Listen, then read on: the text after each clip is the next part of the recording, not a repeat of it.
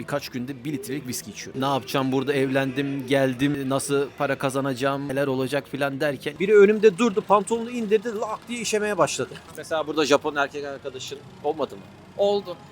Oldu ama o çok şey bir şey. Konuşmaya başlayacağız arkadaşlar. 야호. 일본인다요. 일본인다요. Motto.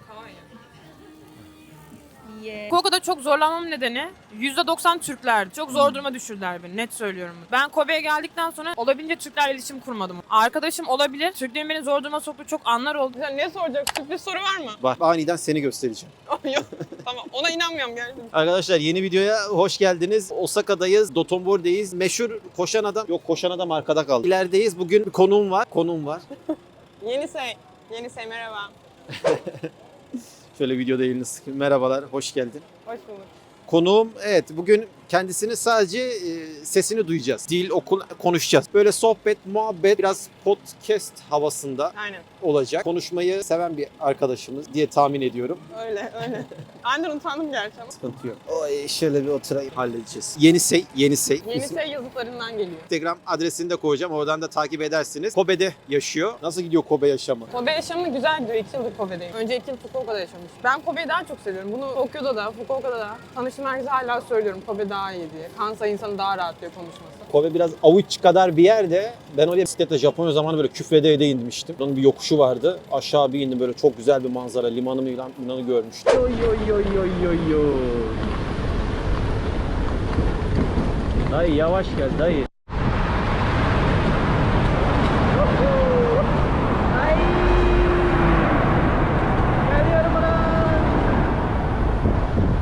Oğlum çok güzel ya. Yarım saattir iniyorum ya. Nasıl bir yere çıkmışım ben? Vallahi yağ gibi yol ha. Yani sabaha kadar inerim ben böyle. Kulaklarım tıkandı. %10 eğim var. Of be. Of be. Aman önce güvenlik. Kobe eti yemeye gidiyoruz genelde misafirlerle. Ben daha yemedim. Yemedin mi? 2 yıldır Kobe'deyim. Kobe eti yemedim özellikle. Yedim mi acaba? Yedim. Parayı ben ödemediğim için yediğimi unutmuşum ben. Pardon. Takoyaki. Takoyakiler. Ben yarıladım bile gerçi. Yenisi maşallah var. Yedi bitirdi vallahi. Evet ben diyorum ya aç geldim aslında. Ya şu tavuk daha hoşuma gitti de Tavuk şu tavuktan bir bakmam lazım. Nasıl? Kıkırdak mı bu ya? Kıkırdak getirdi. Manzara çok güzel. Bir de kamerada baktım biraz önce nasıl çıkıyorum diye. Güzel çıkıyor ışıkla birlikte. Arka planda böyle bir görüntü vermek istedim. Arkadaş kıkırdak. Dehşet iyi ama. Siz şey yediniz mi hiç daha önce? Kurage.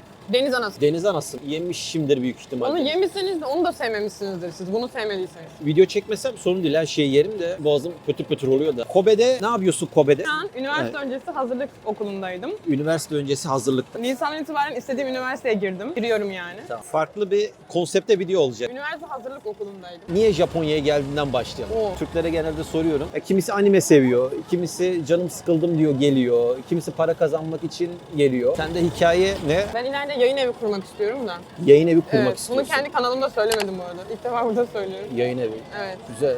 Ama Türkiye'de genç yazarlara çok şans verdiğini düşünmüyorum Türkiye'de ben. Hani genelde Türkiye'de ağırlıklı olarak klasik eserlerin... Koreli. Abi bir Koreli gidiyor, bir Koreli geliyor. Anneseyon. Burada yayın evi kurmak istiyorsun. Burada değil hani genel olarak gelecekte kurmak istiyorum ama İlerisi burada mı için. kurmak istiyorum, Türkiye'de mi kurmak istiyorum, ortak bir şey mi kurmak istiyorum belli değil ama genel olarak özellikle Türkler öncelikli olmak üzere, Türkiye devleti vatandaşı öncelikli olmak üzere gençlerin rahatça kitap basabileceği ama gençlerin bir yayın evi kurmak istiyorum ileride. Ama bundan önce Japonya'da çok uzun süre bir yayın evinde çalışmak istiyorum gerekli deneyimi. Yayın evi olur, kitapçı olur. Bu tarz kitapla alakalı, basın yayınla alakalı. Bu yüzden Japonya'da bir şey popüler olunca tüm dünyada popüler oluyor. Bir de kültürel olarak, evet genel olarak öyle, o surat neydi?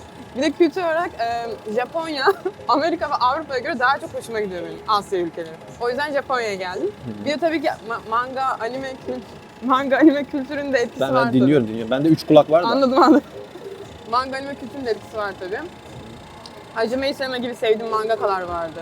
Ondan sonra işte light novel dedikleri hafif romanlar var ya, onlara da ilgim var. Duygusal da bir karar aslında Japonya'ya gelmek benim için. Tek başınasın. Tek başına geldin. Tek başıma geldim. Ama önce Fukuoka'ya geldiğimde 2 tane Türk arkadaşla Türkiye'deyken hala konsoloslukta tanıştık. 3 kişi böyle Fukuoka'da takım gibi çok uzun süre takıldık onlarla. Fukuoka'dan başlamak da enteresan. Neden Fukuoka? Dil eğitimi aldım. Okul Fukuoka, Tokyo bir de Kyoto'da vardı. Ben de nedenini çok bilmiyorum ya. Fukuoka Ya, olsun dedim. Tokyo olmasın diyordum. Büyük şehirden sen anladığım kadarıyla biraz çekiniyorsun. Rahatsız oluyorum. Öyle Çok- bir şey mi? Mesela gürültünün farkındasınız değil mi şu an? burada. Tüm bir ortamda. Ha sen, ben alışık olduğum için Ben mesela geldim. ben pavyonların arkasında kalıyorum da alışırım. Gerçekten mi? Direkt başım döndü benim. Bu ne böyle falan oldum. Bir sürü insan var. Herkes konuşuyor. Herkes yürüyor. Kütük neresi? Ha? Kütük nere? Küçük mü? Kütük. Kobe. Her şey uçuyor. Yiyemiyoruz. Uçuyor her şey çünkü. Temiz bu Japon toprağı, Japon taşı bir şey olmaz onda. Enteresan. Böyle enteresan. Kırdın mı? Ne yaptın ya? Nasıl kırdın onu ya? Evet, enteresan hikayelere Cem kanalında denk geliyoruz. Yayın evi, evet. Çeviri yapan vardı tanıdığım. Öyle mi? Tokyo kısmında da tabii yaşını başını almış, uzun süre burada yaşayan. Genelde onlar da çok yüz böyle göstermek, kamera karşısında sosyal medyada çıkmak istemiyorlar. Kamera Anonim alerjisi var şey bizde. kalma var zaten. Kitap okuyorsun haliyle. Biraz bir anonim kalma. Şöyle durup böyle boş boş bakıp üzerine bir saat bir anlam çıkarma gibi şeyler fazla olabilir herhalde. Bilmiyorum, bu kendi yorumum. Önceki güzel yorumunuz için teşekkürler ama bana uymuyor. O da mı uymuyor? Uymadı. Daha yeni tanıştık, tam tanımıyorum kendisini. Genel, güzel bir üniversitede eğitim görüyor yenisi. Bayağı ünlü insanlar çıkmış oralardan. Gelecekte çok şirket kuran insanlar var. Analizleri falan var. Yine Kobe'de mi olacak? Kobe'de olacağım. Yine sıfırdan şirket kuran öğrenci de çok. Bu üniversiteden mezun olup. Networking demek istemiyorum ama onlardan da birçok şey öğrenebileceğimi düşündüm insan olarak. Anlatabiliyor muyum? Bunların hepsi benim gibi şirket kuran veya kurmak isteyen insanlar. Türk var mı olduğun yerde? Türk yok, ilk benim. Hani Yabancılardan kimler var mesela? Hangi uyrukta insanlar var? genelde Avrupalılar varmış. Ve bu okul şeyiyle ünlü aslında, yabancıları düşürmesiyle ünlü sınavda. Bana hatta kendi hocalarım dedi ki şu anki... Disiplinli mi yani? Disiplini demeyeyim. Yabancı mı disiplinli sevmiyor? Çok yabancı almıyorlarmış bu okula normalde. Şu anki okuldaki hocalar bana şey dediler, kesinlikle başvurma dediler. Kesinlikle düşürürler seni dediler sınavda. Başvurdum ve geçtim bu arada. Güzel, Çünkü çok iyiydim. güzel. Mülakatta harikaydım. Güzel. Konuşabiliyorsun okula gittiğinden dolayı. Kancı durumun nasıl? Kancım kesinlikle iyi. İyi olduğunu Yani söylüyorum. seviye, hani o seviyeler Ben var ya. M1'i aldım. M1 M1'i var aldın. ben. Ama şöyle bir şey var. Anlamadığım M1 kanca... aldıysa iyidir o zaman. M1 iyi oluyor da genelde. Genelde. M1 iyidir. Evet. Çok bir mıknatıs. Zorla soyundurtacaklar beni burada. M1 güzeldir, M1 iyidir. Güzel, sen ders mi veriyorsun? Bunun üzerinden Japonca dersler vermeye başladım. Zoom üzerinden Aynen. Japonca dersleri Aynen. veriyorsun. Türklere veriyorum. Değil Yani mi? önceliğim Türklere her zaman. Korelilere bir şeyler söylesene Japonca. Duymak istiyorum aksanını. Merhaba. Ne diyebilirim ki? Mesela ne yapıyor bu kadar Koreli? Nereden geliyor? Nereye gidiyor? Sen çevir. Bir tane tercüme. Duymak istiyorum genelde. Aksanları nasıl Türkleri? Bizde öyle konnichiwa yok. Aa tabii canım. Konna okuna kankakujinte doko kara kitte doko ni mukatteru daro ka. Sanki çok bir şey varmış da burada. Nani mo nai no ni na. Osaka iyi kedo. Bazı böyle Japon gibi konuşmaya çalışıyor. Erkek kadın ton vermeye çalışıyor. Sen direkt böyle Ben erkeğim biraz. var yani yabancı bir dil konuşurken kimisi böyle İngiliz gibi konuşmak ister. Kimisi böyle işte Avustralya'da gibi konuşmak ister. Böyle aksanlı şeyini değiştiriyor ya. Böylesi daha iyi. Yani onu demeye çalışıyor. Daha anlaşılabilir. Yani kasmadan. Anime izleyerek de çok Japonca çalıştığım için genelde spor animeleri falan biraz erkeksi konuştuğumu söylüyorlar bana açıkçası. Erkeksi. Ama biraz şeyle de alakalı. Hem o var hem de çevreyle. Mesela benim Japonca kadın Japoncası. Etrafta da ayıptır söylemesi biraz Sakura hanımefendilerle çok videolar içerik yaptığımız için sürekli onları duyuyorum. Takashi olmasın zaten. Takashi. Bana Takashi olsun lütfen. Sana, Sakura Iranai o. sana bir çift Sakura Takashi. Madem konuyu açtın ileride bir Takashi ile Evlenirsin mi? böyle bir Shinto tapınağında beyazlar içerisinde. Böyle- Var mı öyle bir düşüncen ileride? Odun bir insanım ki. Yok estağfurullah. Ya hayır çok Sen ciddiyim. Neden? sürekli kendisini gömüyor. Bir şey diyemiyorum arkadaş. Ay ama ciddiyim. Millet benimle flört ediyor. Bunu ben daha önce podcastlerimde falan da söyledim. Bir yıl sonra fark ediyorum adamın flört. Düşünürken bu flört etmiş bana falan diyor. Kim, hangi milletten?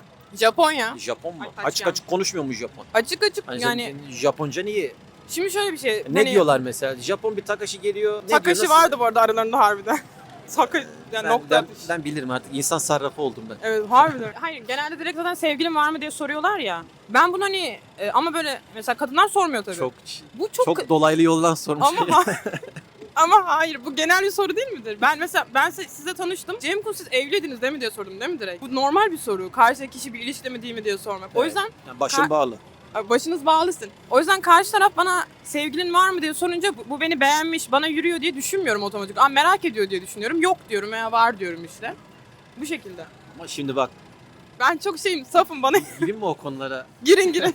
Bir Japon Takashi yanına, bu arada arkadaşım mı yoksa hani böyle hani nampa falan diyorlar ya, böyle gelip geçerken laf atma muhabbeti mi? Yo, arkadaş aynı yerde çalıştık biz Takashi ile. Ben genelde herkese Takashi, herkese Sakura diyorum da yanlış anlamayın. Japonlar da izliyor bizi. Herhangi bir iyi veya kötü anlamı yok. Bu şey gibi. Ağzımdan öyle çıkıyor. Alışkanlık olmuş. Yani bir Japon yanına gelip sevgilin var mı dediğinde anlaşılır gibi geliyor. Ya anlıyorum da işte üzerime alınmıyorum. Normal bir soru soruyor olabilir adam diye düşünüyorum. Sen biraz böyle işime gücüme bakayım, kendi alanımda mi? Onu istemiyorum da herhalde onu istiyorum da erkek konusunda benim yani ilişki konusunda çok anlamıyorum. Kafam çok çalışmıyor ilişki konusunda. Mesela burada Japon erkek arkadaşın olmadı mı?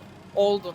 Oldu. Oldu ama o çok şey bir şey. Konuşmaya başlayacağız arkadaşlar. Videoyu beğenmeyi, paylaşmayı, abone olmayı unutmayın. Yeni Sey'den Gerçekler adlı podcast'imize hoş geldiniz. Anlat şaka yapıyorum. Fukuoka'daydım işte. Benden yine beraber çalıştığım biri. Benden de küçüktü herhalde 3-4 yaş. Bir yıl arkadaş kaldık biz, sonra sevgili olduk gibi. Sonra hemen ayrıldık zaten. Yine ben bıraktım. Benlik olmadığını fark ettim. Kobe'ye taşındıktan sonra ben sevgili olduk bu arkadaşla. Mesajlaşarak. Normalde bir yıl Fukuoka'da beraber çalıştık. Sonra ben taşındım. Hala bakıyorum, konuşuyoruz, iletişim devam ediyor. Çok da saygılı biri. Normalde erkekler çok saldırgan flört ediyorlar benimle. Fukuoka'nın insanı Fukuokalıydı. Fukuokalı. Fukuoka'nın insanı yani canımın içi eşimden biliyorum. İyiler, sıcakkanlılar, yamuk çıkmaz giyime geliyor. Oranın insanı, ana babam da o tarafla Japon kayınpeder, kayınvalide. Valla melek gibi insanlar. İyiler yani. Buranın arkasında bin bir tane şu anda Takashi falan var. Bir gitsek. Biraz önce gelirken biri önümde durdu, pantolonunu indirdi, lak diye işemeye başladı. Ben dedim ne oluyor bari hani biraz zaman ilerleseydi. 6.30-7 idi. Ama o pavyon bölgesi. Arkası biraz değişik. Hani Fukuoka, bir de Tokyo'da yaşadığım için biraz oralarla karşılaştırıyorum. Tabii Japonya'yı yansıtmıyor genel olarak. Kobe'de neyi seviyorsun? Çünkü Kobe avuç kadar bir yer. Gezmeye gelenlere de birkaç öneri yaparsan ne yesinler, ne içsinler, nereye gitsinler. Yürüyerek bir saatte gezersin. Hadi yavaş yürüyün 2 saat. Dediğiniz gibi avuç içi kadar bir yer. Gençleri sakin, yaşları sakin, büyük şehir değil. Yani başınız dinleyerek geçebildiğiniz bir yer. Gürültüsü yok. Diğer yerlere göre uygun da kiralar. Ya dürüst olayım mı? Fukuoka daha uygundu bence Kobe'ye göre. Öyle. Hatta şöyle Fukuoka diyeyim. en uygunu zaten. Kobe'de benim maaşım arttı. Şirketim değişmedi yani. Ben bir şirkette çalışıyorum. İşte beni görevlendiriyorlar. Şu restorana gir, bu otele gir diye. Şirket bana veriyor maaşı. Restoran vermiyor. Benim maaşım arttı çünkü Kobe daha pahalı. O yüzden arttı. Zam aldığımdan değil. Zam da aldım bu arada. İyi çalıştım. Kendini geçindirebiliyorsun. Geçindirebiliyorum ama kesinlikle bence aile desteği gerekiyor. Çünkü sadece part time yaparak ve okula giderek part time'da kendinizi geçindirirsiniz ama üniversiteye başlayacağım şimdi. Derse çalışmam lazım adam akıllı. Aile desteği de gerekiyor. Kendi çalışmamla neyin ücretini çıkarıyorum? Kiramı çıkarıyorum. Sigortalarımı, faturalarımı ödüyorum, elektriğimi, suyumu. Ama mesela okul parasında hala ailem bana çok büyük destek oluyor, net söyleyeyim yani. Biraz o miktarlardan konuşacak olursak ortalama ne kadar bir gelirim var? Aşırı çalışan bir insan değilim, net söyleyeyim. 140 falan alıyorum. 140 bin. 140 bin yen. Yarısı falan elektriktir, sudur, kiradır gidiyor. 70 gibi bir şey kalıyor. Kira ne kadar? 52 bin. Kira 52 bin. Kaç metrekare? Bir fikrim yok. Kaç metrekare? Harbiden bilmiyorum kaç metrekare. Ya büyük mü Büyük yani? ama gerçekten mü büyük. Fukuoka'daki evim 52 binde ama internet falan dahil kiraya. Çünkü okul ödüyordu. Ben okulu ödüyordum. Okulda hepsini karşılıyordu benim. 52 bin Kobe'ye göre biraz pahalı değil mi? Pahalı. Güzel. Ama Kobe'nin böyle merkezinde falan da yaşamıyorum. Direkt ama yanımda istasyon var mesela. Ondan sonra direkt Motomachi denen alışveriş merkezi var. Alışveriş yolu var daha Lokasyon doğrusu. iyi yani. Çok Yani harika. anladım. Çin mahallesi dibimde. Kaç dakikada geldin Ben oradan buraya? Osaka'ya aktarma yaparak bir kere değiştirerek sadece bir saatte geldim. Bir saatte geldim. Yani hızlı trenle de gelini kısa mesafe zaten. Öyle de Aynen. yapan var. Pahalı da tutmuyor. Ya bu çok arada. bir şey yani yakın olduğu için çok bir şey oynamıyor. Kobe eti bir kule var. Orada kuleye çıkıyorduk. Bu kule üstün dönüyordu böyle. Yani oturuyorsun kule böyle dönüyor. Limanı falan görüyor. I love Kobe falan yazıyor önde. O kadar. Kobe eti yiyip çok gelip gittiğimiz oldu. Kobe eti güzeldi. Dağlarında Tajima sığırlarının gezdiği çiftliğe denk gelmiştim de. Sen okuldan da bahsettin. Okul eğitim sistemi de iyi dedin. Artı bir şey olarak da öğrenmiş olduk. Ya Tokyo'da 2 gün geçirdim. Başım döndü. Ölecektim ya Tokyo'da ben. Tokyo'yu seviyorum. Tokyo'dan canımı kurtardım ben. Tokyo'yu seven çok seviyor. Başka bir yerde yaşayamaz. Japonya'da böyle enteresan bir şey var. Para için seven var. Sevmeyen de hiç sevmiyor. Yabancı arkadaşlardan da, Japon arkadaşlardan da başka bir şehirde yaşayıp Tokyo'da yaşayamayan çok fazla. Tokyo'nun öyle bir garip yanı var. Yani para kazanıyorsa, bende bir maaş limiti var. Tokyo'yu sevmiyorsun diyelim. Yani aylık 1 milyon yen kazandığını düşün. Sever Hayatta misin? sevmem. Hala 1 sevmem. milyon. Yok severim ya. 1 milyon çokmuş. 1 milyon 1 yani. milyon çokmuş. Aylık mı? Haftalık mı verelim? Ya aylıksa iyi. Aylık- Yıllıksa sevmem. Yok yıllık olmaz. Aylık 1 Aylık. milyon ya. Parası iyi olacak. Yani demek istediğim aylık 1 milyon yen para kazanıyorsun. O da 6.000, 6.500, yani 7.000 dolar deyin. Ama yaşamak istemiyorsun sadece parası iyi olduğu için. Bende limit o mesela. Aynen öyle öyle. Öyle yaşanır. Tokyo'da sen bir 200 bin yen kazan, 300 bin yen kazan. Gerek yok. Kafayı yersin. Vallahi kafayı yersin. Yaşayan öğrenci arkadaşlar var, part-time çalışanlar var, kendini kıt kanaat geçinenler var. O kısımlar biraz Tokyo için. Çünkü çok fazla iş yaşamında stres var. İyisi çok iyi ama bizim Human Akademi ile de ileride videolarımız olacak. Daha önceki videolara da bakabilirsiniz. Orada da bayağı işte öğrencilik hayatına başlayan arkadaşlar vardı. Biraz göstermek, anlatmak gerekiyor. Hani neyse doğru neyse. Japonya çok güzel, geleceğim para kazanacaksın değil de hem onu göster hem onu göster. İyisini, olumsuzunu, olumsuzunu, her şeyini göster. Çünkü burada tutup dersen Japonya çok güzel arkadaşlar, iyi para kazanır dersen biraz havada kalmış oluyor. Biraz podcast havasında olduğu için topu sana atıyorum. Benim size sormamı istediğiniz bir şey var mı? Bazen oluyor ya mesela. Sen nasıl konuşmak istersin? Ben genelde serbest bırakıyorum. Neden o bahane gerek? Özellikle söylemek istediğiniz bir şey varsa ben sorayım. Gelmeden Murat Göğebakan dinlemiştim. Hı. Oralar Ne? uzun. Onlar bu videonun konusu değil. Onları başka şeyde anlatırız. Çok derin konular.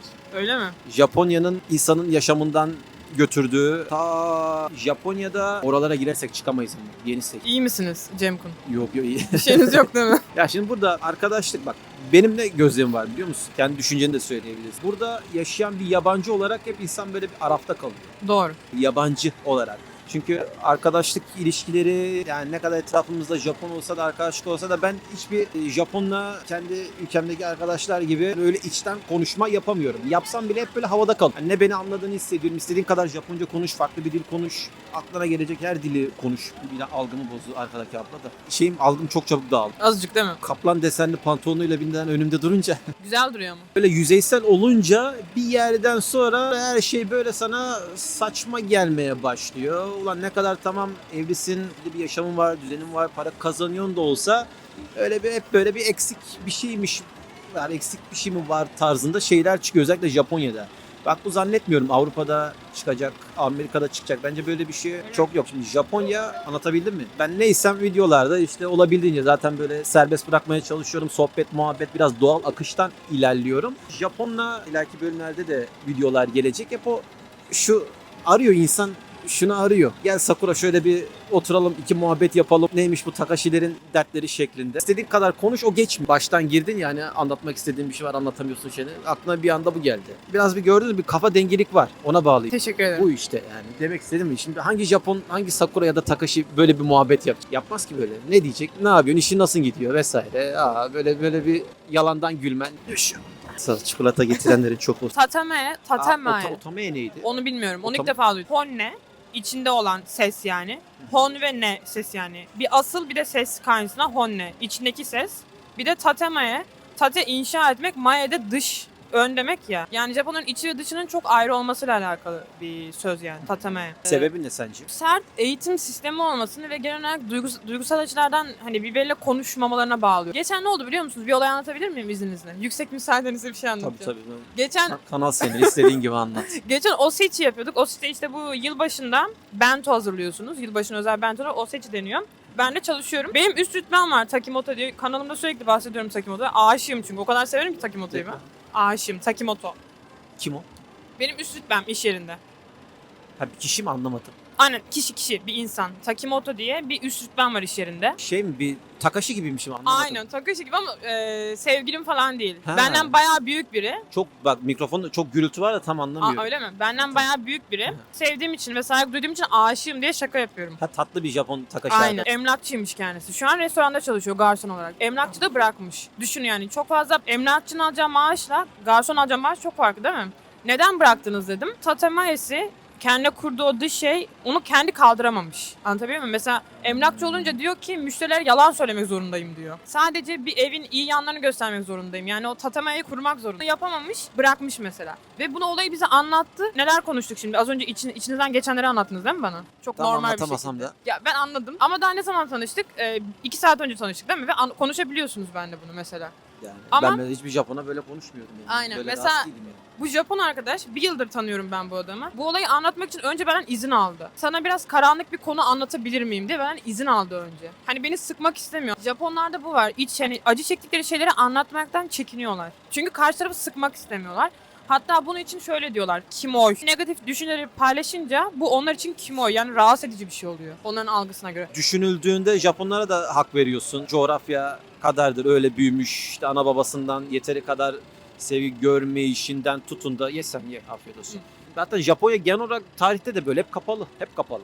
Doğru. Zincirlenmiş Hep ülke değil mi? kapalı. Genetiklerinde var bu insanların. Burada insan bir yabancı nasıl uzun süre yaşar? Adapte olunca, bazı şeyleri böyle geride bırakınca, çok kafaya takmadan uzun süre yaşayabilir. İnsanların diğer Avrupa ülkelerine, Amerika'ya göre gidip para kazanayım diyebileceği oralardan sıra buraya gelmez bence. Hani para kazanmak için. Anladım. O olabilir. Ona bağlayabiliriz. Net bir şey diyeceğim size. Dediğiniz o tatame konusunda %100 katılıyorum Cem Kun. Haklısınız da. Bana deseler ben 4 yıldır Japonya'dayım ya. Bana deseler tekrar Japonya'ya gider misin gitmez misin? Zaman 4 yıl geriye alacağız. Ama cebinde çok para olacak.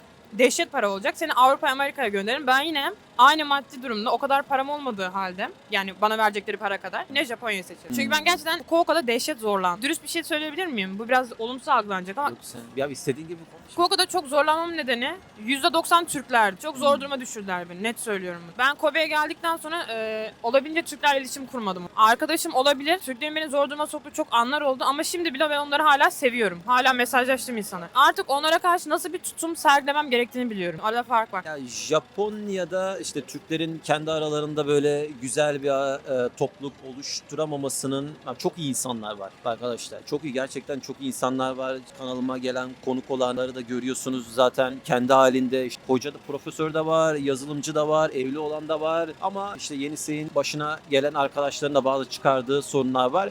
Genel olarak evet bundan şunu duyuyorum. Şu şöyle yaptı, bu böyle yaptı. Bir yere çalışmaya gidiyor, parasını alamadı tarzı şeyleri duyuyorum. Tabii ondan sonra senin yaptığın gibi işte seçici oluyorsun. Bende de mesela çok yoktu zamanlarda. Şimdi evli olunca çok da kusura bakmasın vakit ayıramıyorum. Canımın içine vakit ayırmam lazım. Vay. İşte bazen böyle denk gelince toplanıyoruz hep beraber. Sakuraların altında konuşuyoruz. Genel olarak tabii biraz etrafa iyi insanları toplamak önemli. Tabii bu bir Fransız için de geçerli. Japon için de geçerli. Bizde bir laf var ya, hayat sana karşısına iyi insanlar çıkarsın, güzel insanlar çıkarsın. Kız başına burada olmakla erkek başına olmak da biraz farklı. Olabilir. O da var. Bunun nereden nereye geldi ya? Evet çok konuşma gidiyor. Derinleştikçe neredeydi muhabbet? Tam güzel podcast. Biraz kapalı bir yerde olsa bunu bölümler halinde 1, 2, 3, 4 diye 7 saatlik podcast olarak. Ben 7 saat konuşurum bu arada. uzun ben de konuşurum. Hiç sıkıntı yaşamam ben. 5. saatte Hokkaido'daki ayılardan bir konuşurum. Gerçekten. 2 saat boyunca. Şöyle kavga etmek istiyorum, böyle dövmek istiyorum. Bir de bana denk gelen Türkler, sizin bahsettiğiniz profesörleri falan bilmiyorum. Hiç tanışmadım yaşı büyük Türklerle. Benim gibi gençlerdi. Daha genç insanlar. Mesela 19 yaşında Türklerle tanıştım. Genelde maalesef yurt dışında özellikle birlik olamayıp birbirimizi yiyoruz aslında. O çok enteresan ya. Ben onu sosyal medyada da çok görüyorum. Avrupa'da da çok yaşayan arkadaşımız var. Gurbet neydi o laf ya? Hemşeriyi yani Japonya'da ben ilk geldim 2018'de çok yoktu. Başıma o zamanlardan enteresan bir şey gelmiş. Dönerci bir abi merhaba nasılsın demiştim. Beni bir yarım saat çalıştırmıştı. Yemek yemeye gitmiştim böyle. Hatta canımın içi o zaman kız arkadaşım da vardı. Bir anda böyle kendimi tabaklarla servis yaparken insanın bir yerden sonra konuşası geliyor. İçindekileri böyle anlatası geliyor ya. İşte ne kadar yaş ilerlese de ama bir yerde istiyor. Çünkü Japonla konuşamıyorsun bu şekilde. Bak, dili bilsen bile. Sultanahmet'te güzel bir yaz günü tanıştık kendisiyle. Vay. Allah diyen Japon. Allah diye Japon. Eşim canımın içi çok güzel Allah der. Benden çok Allah'ım ya Rabbim çıkıyor da Allah'ım ya Rabbim var. R'leri söyleyemiyorlar ya. O Müslüman bir de. Yok Müslüman değil. Ha. Öyle de bir hikayem var. Japon bir kızı ateistlikten Müslümanlığa çevirdiğim de bir hikayem var. Cem Kun kitap gibisin yemin ediyorum. Sayfa çevir başlık değişiyor sürekli. Ben bu dünyadaki görevimi tamamladım arkadaşlar. Aslında o da biraz doğru bilinen yanlış. Japonya'da %80-90 ateist diyorlar mesela. Hani bilmeyenler, tanımayanlar için. Öyle bir şey yok bunların işlerine girildiğinde. Bizdeki gibi öyle 5 vakit namaz yok ama bir Japon dindar gibi gözükmüyor. Tamam batıl inançları çok fazla ama kalkıp da Japonları ateist demek için Kesinlikle ateist değiller. Kesinlikle bir Yanlış şeye yani. inanıyorlar. Sadece Allah Tanrı diye isim vermemişler adam akıllı. Ruhlara inanıyorlar. Ruh dedim herhangi bir şeyin her şeyde ruhuna. ruh var zaten burada. Yani işte bizdeki Türk şamanizmi, Bektaşilik gerçekten benzer yönlerimiz var. Zaten Japonlar Orta Asya'dan çıkmış, adayı buraya bulmuş yani. Aynen. İşte ben yer burada halamı falan görmemin sebebi o. Yüzler benziyor, gözler benziyor. Sen de ne kadar kamerada göremezsek de sende de biraz var. Bir andırma Yok ya. var. Mesela bende de biraz var. Bazen benzetiyorlar böyle Japonlara mı? Bana kırma diyen çok oldu. Biraz Gerçekten? Malatya tabiri ama. Kırma bize de deniyor bu Kırma, arada. melez. Mesela bir Japon'un yabancı biriyle birlikte olup çocuk yapması çok güzel bir çocuk ortaya çıkar. Melez çocuk her zaman güzeldir yani. Tabii canım. Ne anlatıyordum? Canım içine uzak kalınca. Yani genel olarak anlatmak istediğim güzeldi. Yenise'yle böyle bir kafa dengelik. Ne konuştuk Var. çok anlamadım ama.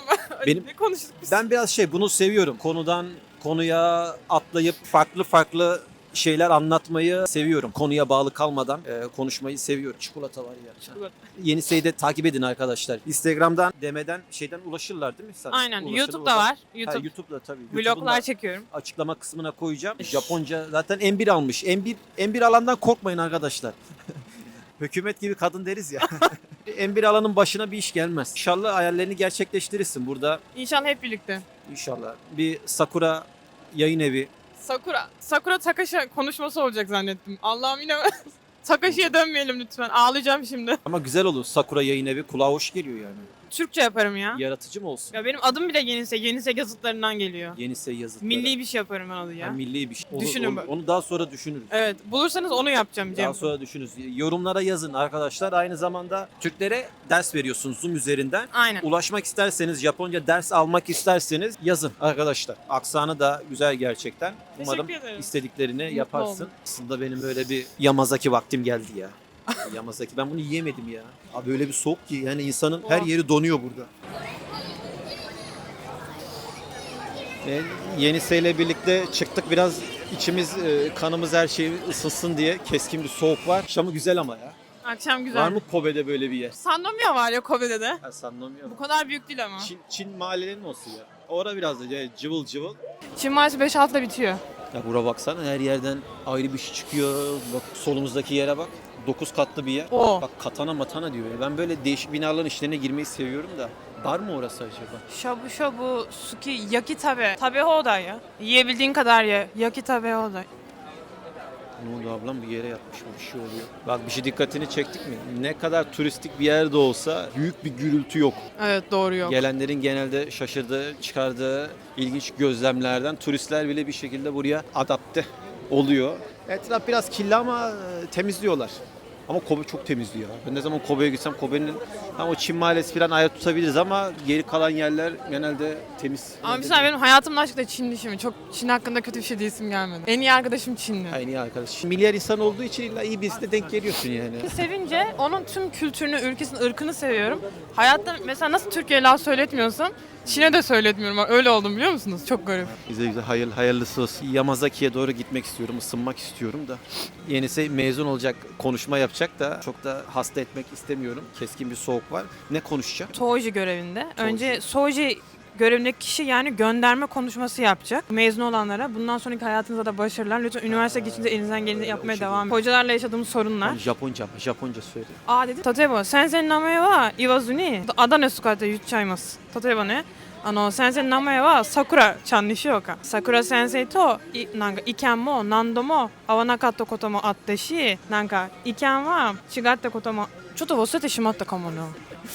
火曜日なのに忘れてしまったかも。Böyle mi けれども、けど私紙から読むよ。今なんか記憶から言ってるけれど。 Burada kesin şimdi ne dediğini de söyle Türkçe olarak. Sakura hocayla anlaşamadığımız çok zamanlar oldu. Anlaşamamalarımızın ve onun bu sert tutumunun meyvesi olarak girmek istediğim üniversiteye girebildim diye konuşma yapıyorum hani. Aynen bu Ha, şekilde. böyle hem olumlu hem olumsuz. Aynen. Alttan da böyle biraz laf çarparak. Ama kendisi zaten okudu benim yazımı, onayladı. Çünkü doğruyu söylediğimi biliyor. Çok kavga ettik. Biz Ama 1,5 saat, Japon böyle 1,5 ilginç. saat, Türk olunca böyle ya 1,5 saat, arada küfür müfür etme böyle. Yok, 1,5 saat. Ağzından çıkmasın Yok bir şeyler. Bak, çıkmaz. Ben dikkat normalde et yani. küfür etmiyorum zaten. 1,5 saat ofis önünde kavga ettik biz kadınla. Lafını böldüm. Bize şöyle böyle okkalı bir Japonca küfür etsene ya. Ya bana değil de genel. Ya yok tamam biliyorum da hani şöyle bir böyle bir duyalım ya. 本当に知らないけど本当に悪口さとか何も言えない日本語本当に知らないから Bilmiyorum diyor da bak yalan. いや Bak 本 şimdi 当に Japonluk yapıyor.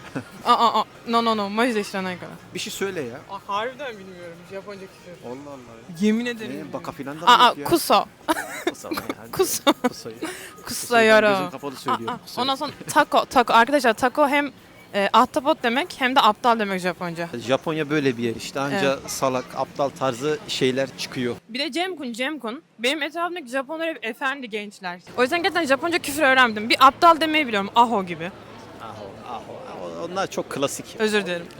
1, 2, 3, 4, 5. Yenisi arkadaş edindim. ヤッホー日本人だよ日本人だよマルハバマルハバ Yamazaki arimasu ka? Yamazaki. ありますよ Sen ne içersin? Hayboru. Haybolu. Nomutomo. Emin misin? Boğazın sonra şey olmaz. Bademcik var mı sende? No. Yamazaki iyidir ablam. Yok, Hibiki aromalı. Hakuşa çok şey gelir. Bizde az laf çok iş, viskiyi ver. Ve günü zirvede bitireceğiz. Oy. Geliyor. Oğlum ne yaptı? Gitti. Binyen gitti ya. Binyen gitti. Binyeni döktü. Elini korkak alıştırma.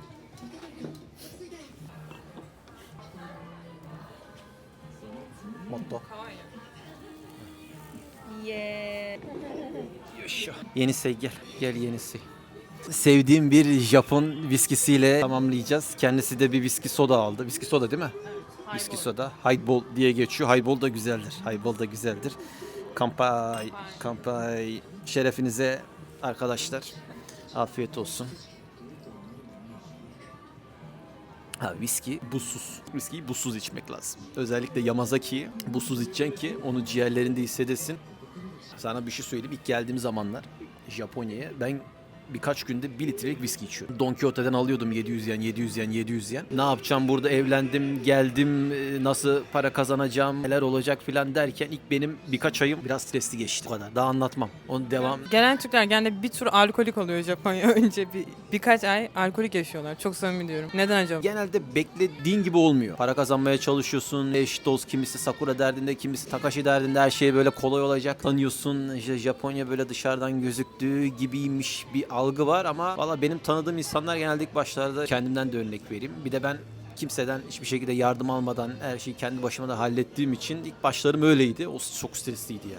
Ama bir anda bir şey oluyor. Bir anda sen iyiysen, işinde gücündeysen, işini doğru düzgün yapıyorsan, tabii bulunduğun yerde, çalıştığın yerde önemli. Enteresan şekilde bir anda bir kapı açılıyor. Bir anda biriyle tanışıyorsun. Bir anda karşına biri çıkıyor. Eşim benim için şans yani. Eşim beni gördüğünde sen de evleneceğim dedi. Sultanahmet'teyiz. Ben de o zaman ağzım açık bakıyordum. Buna tam da ballandıra bir şey anlatıyordum. Ama sonra iyi oluyor. Bir şekilde iyi oluyor ya. Arkadaşlar ben alkolik olmadım Japonya'ya gelince, çok sevdim. Ama ben aşırı şekere verdim kendimi. 10 kilo aldım ben Japonya'ya geldikten sonra. Herhalde bir 3-4 ayda stresten işe başladım.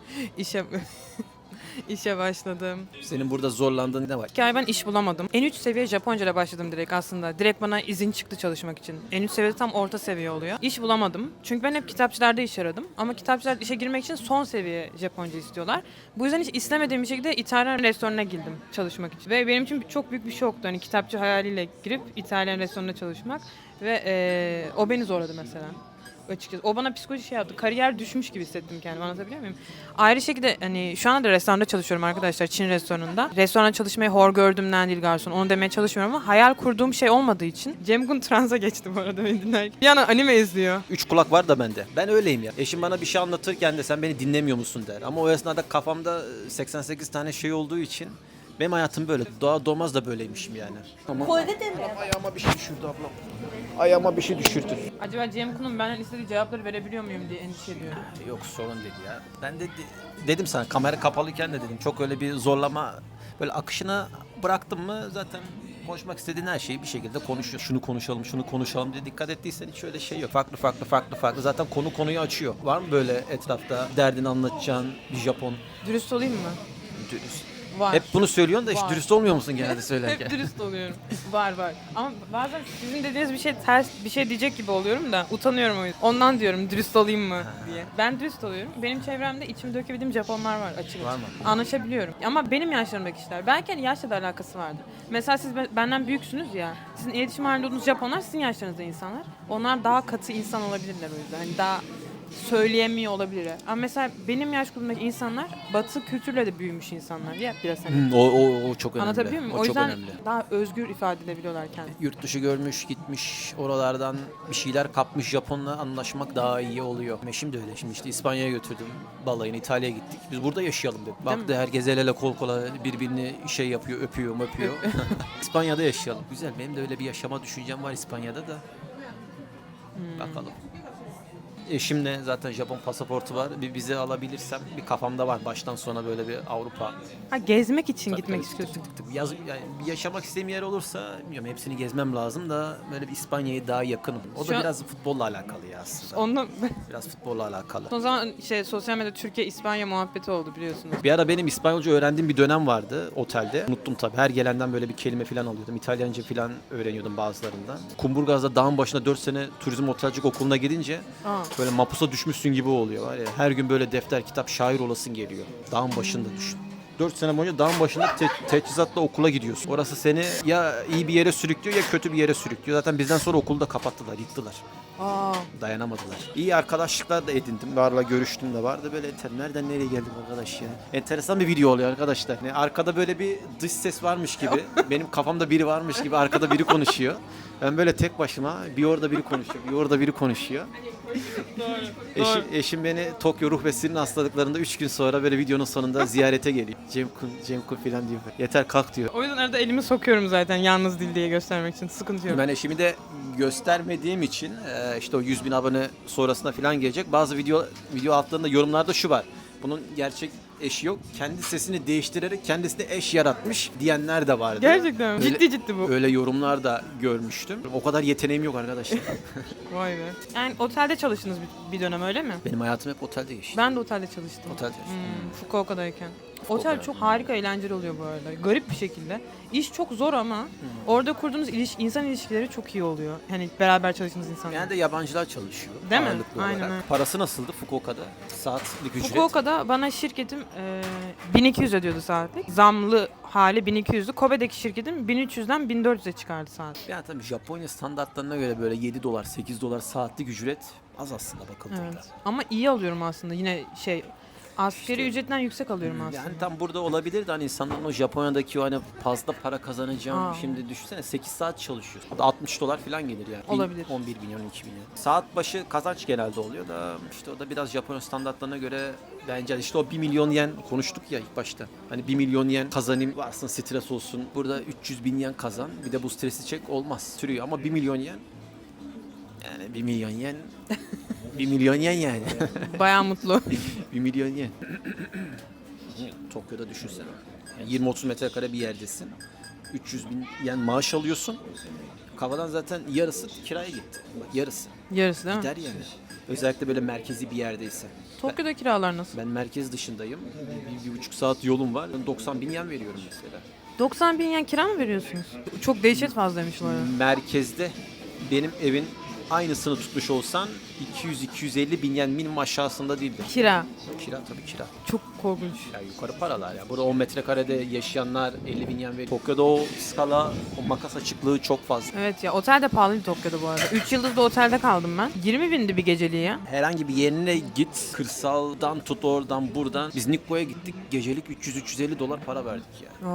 Yani hafta sonuna gelmişse zaten aman Allah'ım yani.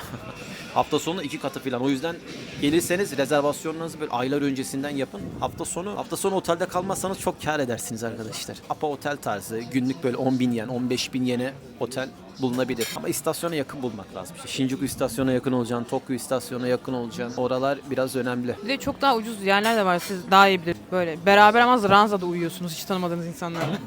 Ya o hostel tarzı işte yerler, kapsül otel tarzı yerler hayat kurtarıyor. Ama buralara tatile gelip de o çileyi çekmek istemeyenler onlar da pahalı. Öyle mi? Hostelde kalıp da Tokyo'da 30 dolar 40 dolar para veren var yani. Yani benim arkadaşım Pahalı kaldı daha önce Ranza'da. 3000 ödedi geceliğini. Yatak ranza. Kapsüller 6 bin yen mi 7 bin yen mi en son baktığımda? Kapsülde Öyle bir de. uyuyabilir misiniz? Hiç denediniz mi uyumayı? Çok kaldım ya. Nasıl? Konfor aramamak lazım o tarz yerlerde. Gireceksin, uyuyacaksın, duşunu alacaksın, çıkacaksın. Konforcu da çok arayacaksın. dar ya. Hani psikoloji uyuyabiliyor musunuz mesela? Aşırı dar bir ortamdasınız. Ben şu anda da uyuyorum. Bende öyle bir sorun yok. Ben uyuyamam ya. Ben her yerde uyurum ya. Konfor aramayacaksın. Hayal ediyorum da sanki böyle kapanacakmış gibi. O da üstüme. Ya o fobiye giriyor artık. Çok kafada kurmayacaksın, çok takmayacaksın. Gecenin bir vakti sağından solundan horlayan Japonlar, ayak sesleri falan bunlara kafaya takarsan uyuyamazsın. Gireceksin, uyuyacaksın, kalkacaksın, duşunu alacaksın, gideceksin. Cem Kun hiç şeyiniz var mı sizin? Hayalet deneyiminiz Japonya'da. Ne beğendin? Hayalet. Hayalet nasıl hayalet? Hiç hayalet deneyimi yaşamadınız mı? Ben O ne? Japonya'ya gelmem beri sadece hayalet muhabbeti duyuyorum ve hayalet deneyimi Sen yaşıyorum. sanki böyle her şeyi çok kafaya takıyormuşsun Hayır gibi. ya, hayır dinleyin. Benim tüm Japon arkadaşlarım bana burası hayaleti, şurası hayalet bir sürü şey anlatıyorlar. Bir arkadaşım ciddi 3. göz olduğunu iddia ediyor. Aokigahara. Hı? Fuji'nin altındaki Aokigahara meşhur intihar ormanına Aa, gittik. evet. Videomuz var İlyas'la. Ceset aramaya. Hı.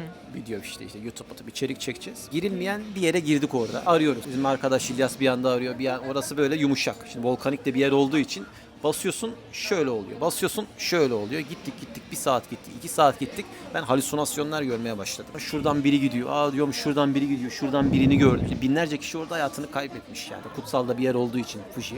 Fuji'nin altı. Kontağı arabada bırakıyor. Kravatla kendini asıyor. Bu ruh muhabbeti. Zaten Japonların kendi dininde de var bu ruh muhabbeti. Her Aynen. şeyde böyle ruh. Şimdi ruhtan konu açıldığı için söyleyeyim. Bizim kültürde de var. Böyle Anadolu, Güneydoğu Anadolu babalarımız, dedelerimiz hep böyle hikayeler anlatırdı biliyorum. Bize anlatırdı. Klasik küçüklükte vardır ya işte ışık kapalı olunca küçükte başlayan fobi. Bunları Japonya'da böyle aklının bir ucuna geliyordur, gelmiştir. Ben diyor ki öyle hayat muhabbeti.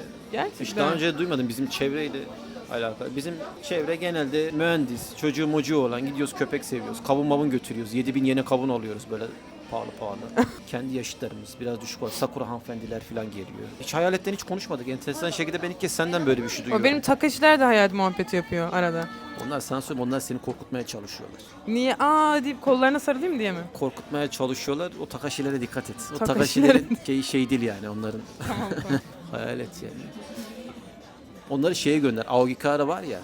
Oraya bir gitti onları. Oraya bir gitti. Orada kafayı yerler zaten. Tamam diyeyim bundan sonra. Cem Kun'dan tavsiye Ben edeyim mi? abi şöyle başıma patlar sonra. Ee, Haberlerde görmeyeyim sonra biri gitti kayboldu diye. Biz orada yolu bulamadık. Gerçekten mi? Belli işaretler var. O işaretler küçük böyle kırmızımsı bir şey koymuşlar köşelere. Hani onları göre patika yok, hiçbir şey yok. Onları kaybettiğin anda çıkamazsın oradan. Gerçekten kaybolup ölen var mıdır acaba? Enteresan hayvanlar falan da var. Baykuşlar böyle böyle değişik sesler çıkarıyorlar. Bir de binlerce kişinin öldüğü yerden zaten normal bir şey beklememek lazım. Sen ormana giriş ücretli mi o intihar ormanı? Yasak orası. Yasak. Biz bayağı kaldırdık girdik yani. Bunu bu kadar açık söylemek iyi mi ki? Sonra bende sorun yok ya. Benim neyse öyle şey var. Cem Kun'un anlaşılan geçmişi var arkadaşlar. Üzerine şey konuşmamak lazım. Biraz için bakın ben konuşursunuz biraz daha içeride. Ben bir tane içsem var ya daha neler anlatırım. Wakkanai'den girerim. Hokkaido'ya git. Hokkaido. Ya imkanım olsa 80 milyonu Hokkaido'ya yerleştiririm. Vallahi güzel, enteresan bir video oldu. Böyle tek başıma konuşup kafamın içerisinde sanki böyle farklı bir kız varmış gibi konuşuyormuş gibi bir şey oldu. Biraz önce anlattığım şey. Evet. Güzel kafa dengi bir arkadaşımız. Yenisey takip edin tekrardan söyleyeyim. Teşekkür ederim. Japonca dersi almak isterseniz yazın. Ne kadar para var burada ya. Her yerde para var ya. Toruko no Okanemaru. Harbi. Yurtta sur, cihanda sur yazmışlar. Son annesi mi? Ha, bizden birileri gelmiş. 10 lira bırakmış. Yurtta sul, cihanda sul yazmışlar. Osaka de. Helal olsun. Son annesi ka. Aa, Her gelen buraya bir şey yazıyormuş da. kalem. Yazalım. Ne yazayım? Ben YouTube adresimi yazayım. Abi Japon'a bak ya. O- Şunu Japon çizmiş ya. Çok belli Japon'un çizdiği ya. Ben anca dumanı tüten ev çizerim. Cem Kun. Cem Kunvazir yazayım. Ne kimse görmez zaten bunu. Sen de yaz. Ben organik sansür yapayım dur. Arkadaşlar güzel, eğlenceli, böyle değişik konulardan konuştuğumuz bence enteresan konseptli bir video oldu. Sağ olsun Yenisey'de tanışmış olduk kendisiyle. Teşekkür ediyorum kendisine de. Geldiği için, zaman ayırdığı için. Yolu uzun. Ta Kobe'ye kadar gidecek. Koçura koso arigatou gozaimasu. Ben teşekkür ederim. Teşekkür ederim. Videoyu beğenmeyi, paylaşmayı, abone olmayı unutmayın. Bir sonraki videolarda görüşmek üzere. Sayonara. Hype verin, hype. Bir de hype çıkmış. Hype Ne? de var. Onu yeni öğrendim. Kalp ya. mi çıkmış? Hype var. Hype. Hype. Hype yapın. Hype verin. İleriki videolarda görüşmek üzere. Bay bay.